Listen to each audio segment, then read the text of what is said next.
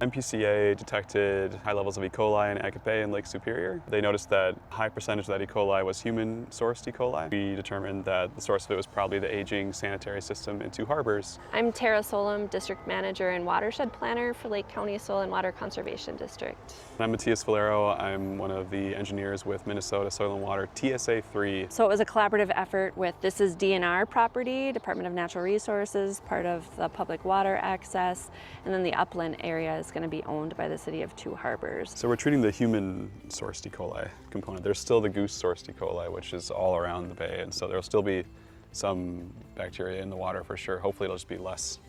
We were looking at using a sand filter to get the E. coli out of the system, and there's different ways of enhancing sand to make it better at removing different pollutants. You can enhance it with iron to help reduce phosphorus. You can use peat as well, although there's issues with using peat. You know, it's not necessarily renewable. But biochar, there's already a lot of wood waste. If we can recycle it and get it to serve as a filtering agent. And the U of M's been doing a lot of research already into different types of biochar treatment, different materials, different methods and filtration rates. And so there's a lot of interest in doing that here too. And so we decided to go this route as a sort of experiment. Biochar is essentially charcoal. It's charcoal sourced from organic material, usually different kinds of trees. Carbon is a great filtering agent for microbial material as well as some metals. Carbon breaks down the microbes as they filter through the sand. It's designed to catch the tail ends of any hydrographs, so like the light rains and the slow flows at the beginning and end of any big rainstorm will eventually filter through the sand and biochar into a gravel under drain into Lake Superior after they've been filtered.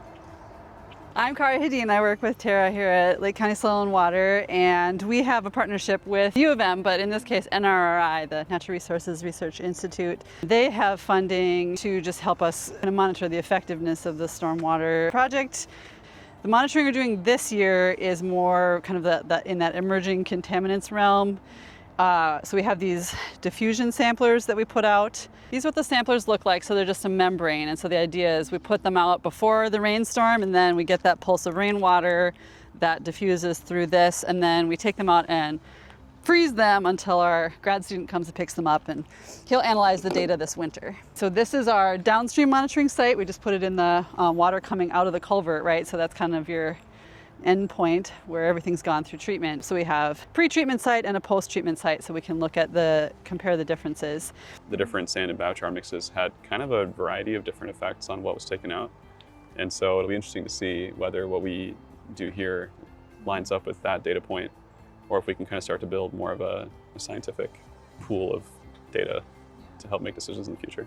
The city has goals of eventually revitalizing the Agape area and making it as accessible and beautiful and ecologically sensitive of an area as possible. And there's also a lot of room out here in the Agape waterfront area to do some filtration work, and so we took the existing area, the existing wetland and kind of unused ditch that was here, and tried to improve it to increase the filtration.